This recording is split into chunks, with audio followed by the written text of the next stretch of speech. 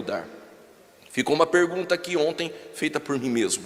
Existe consciência após a morte, ou a alma após a morte, ela está dormindo?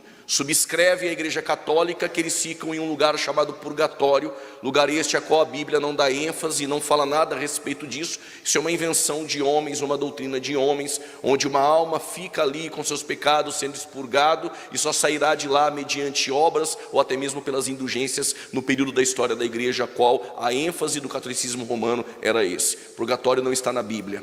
Subscreve os adventistas que a alma fica dormindo, com base na ideia de não quero, irmãos, que sejais ignorantes acerca dos que dormem.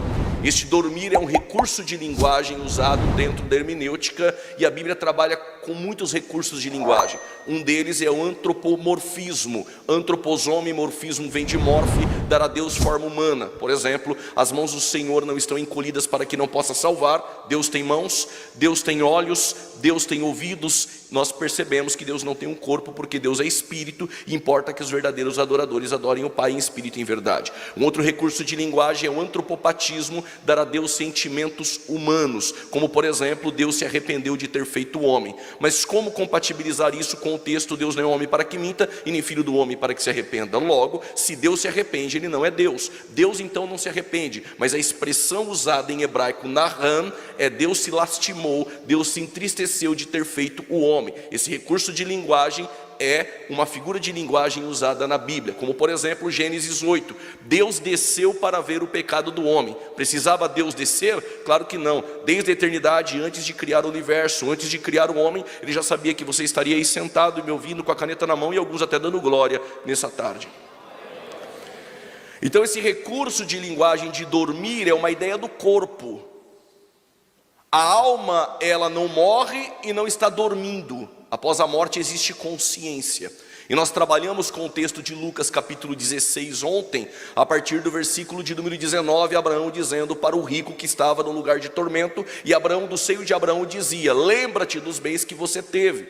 O próprio rico vai dizer no lugar de tormento: peça para que alguém vai lá e avise os meus irmãos, 5 irmãos. Ou seja, ele sabia que tinha 5 irmãos, e ninguém seria atormentado em um lugar de tormento sem saber o porquê, sem consciência do porquê está sendo atormentado.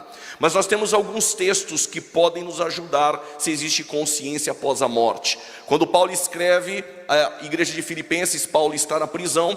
Quando ele escreve essa carta 10 anos depois de fundar a igreja de Filipenses, ele vai dizer no capítulo de número 1, ali no versículo de número 23, que ele tem o desejo de partir para estar com o Senhor.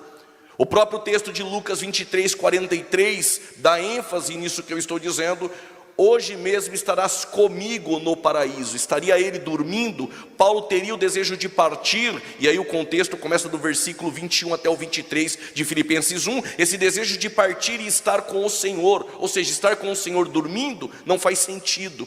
Quando nós lemos Apocalipse capítulo 6, versículo 9 e 10, almas de justos que se converterão no período tribulacional, mortos, degolados, martirizados, as almas clamam debaixo do altar dizendo: ó santo e dominador, não nos julgará com justiça? Sabem até o porquê tinham sido mortos e sabem até em quem clamar. Então existe consciência após a morte. Essas almas estão no paraíso, sabem o que estão ali fazendo, mas não há tristeza, não há dor, entende que não estão ainda na totalidade do céu e da eternidade. Isso vai ocorrer após o arrebatamento da igreja. Outro texto que você pode também anotar é Mateus capítulo 10, versos de número 28, vou repetir, Mateus capítulo 10, versículo de número 28, e também 2 Coríntios capítulo de número 5, do versículo de número 1 até o versículo de número 8. São porções de versículos e textos que mostram em clara evidência que existe consciência após a morte.